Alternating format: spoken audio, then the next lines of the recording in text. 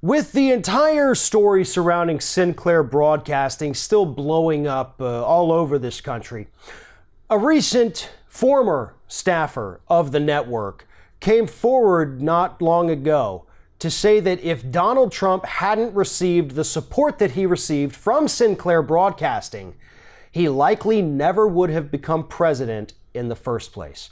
This former staffer, Jonathan Beaton, actually says that Sinclair is the reason why Donald Trump made it into the White House with all of their positive propaganda-style coverage of his primary and his campaign.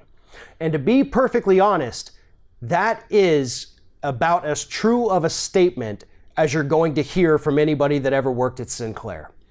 You see, the problems with Sinclair stretch way back to before Donald Trump even came onto the political scene.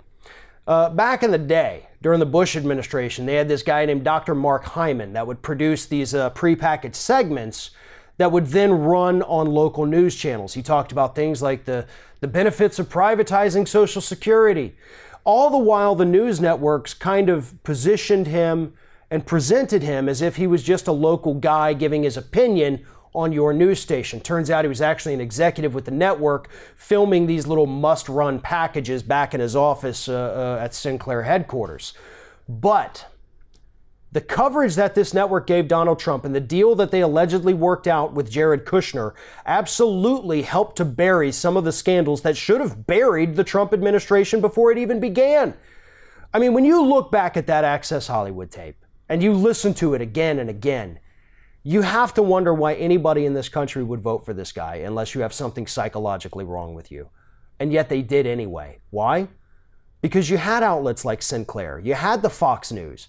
You had those people telling us it wasn't a big deal. It was locker room talk, trying to write it off and change the subject to the fact that Hillary Clinton is stupid with email.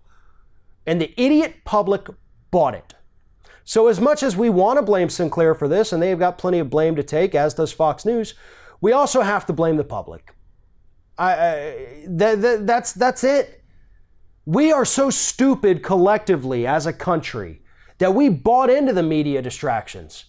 We're so stupid and dysfunctional as a society of thinking people that we have allowed reality TV to dominate the airwaves, and hell, we even put one in the White House now.